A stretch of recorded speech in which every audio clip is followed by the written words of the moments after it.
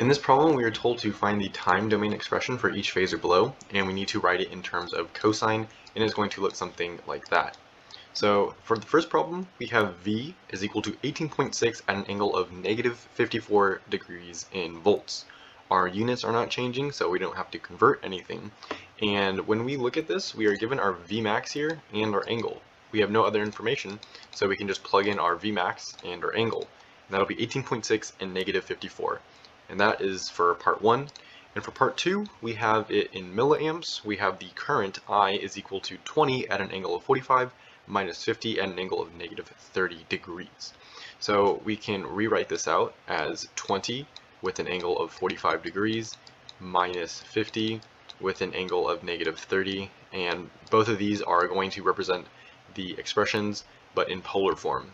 We want to convert this from polar form to rectangular form so that we may add them together, and to convert this we are going to have our number out front, a parenthesis, then cosine times our angle plus j times the sine of our angle, and we're going to have to do this for both of our expressions. And if we do this, we're going to get approximately 14.14 for the first part plus a j and then 14.14.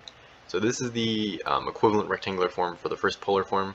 And now for the next part, we will have a minus 43 approximately plus a j times 25.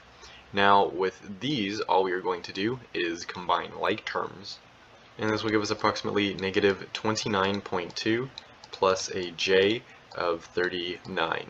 Now our question right here is asking for it in polar form because we have our Vmax here and our angle here. However, it's currently in rectangular form right here. We have two numbers, one is imaginary, and we need to convert this back into polar form.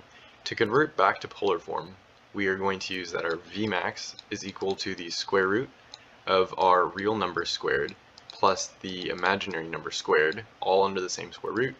And then for our angle, we'll have that our theta is equal to the tangent negative 1 of our imaginary number divided by our real number. And in doing that, we are going to get approximately 49 for our Vmax and approximately negative 53 for our angle. However, we should note that we don't have a negative 53 in here, even though if we take the tangent of these two values, we will get a negative 53 degrees, and this is because our phase angle is not correct. So if we look at this, and if we graph it like this, we know that our real number is this number, and our x-axis is for the real number, and our imaginary axis is on the y-axis. And so since our x-axis is negative, it's going to be this way. Our imaginary number is positive, so it's going to be up this way. So that means our phase angle has to be in this quadrant, quadrant 2. Now, after plugging this into a calculator, we're going to get negative 53. That means it's going to be in this fourth quadrant. So to make it in the second quadrant, all we're going to have to do is add 180 degrees. So we are going to take our angle is equal to negative 53 degrees and add 180 to it. And after we do that, we're going to get the approximate 127. It's always important to make sure that the angle is in the correct quadrant. Now we are going to look at part C. So in part C, we already have one of our expressions in the rectangular form. Now we just need to convert the second part to rectangular form so that we can add them together. To write our second part in the actual polar form, we're going to have negative 30 with an angle of 15 degrees. Now we're going to plug it into the red equation up here and solve for it. In doing this, we are going to get our rectangular form as negative 29 minus a j of 8. That's approximate, and now we can add the like terms here with the like terms here.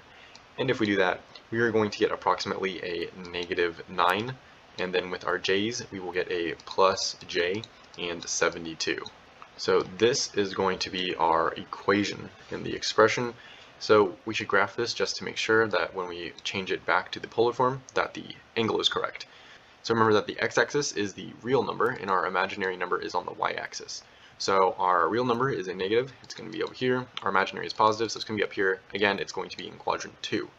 Now we are just going to plug it back into the blue equations and make it the polar form, and then check the angle. In doing this, we are going to get approximately 73 with an angle of -83. Now our angle is in this quadrant. We can see that it's negative, so it's going to be going this way. We want it in the second quadrant, so we're just going to add 180 to it to get it to be in this quadrant. So we'll have -83 plus 180. And after we do that, for our phase angle, we are going to get approximately 97. And then for our Vmax, it's going to stay the same and be approximately 73 or 72.8. And that is how you would go about solving this problem. If you want more network analysis problems, there is a playlist as well as notes in the description below the like button that cover the entire coursework for this material.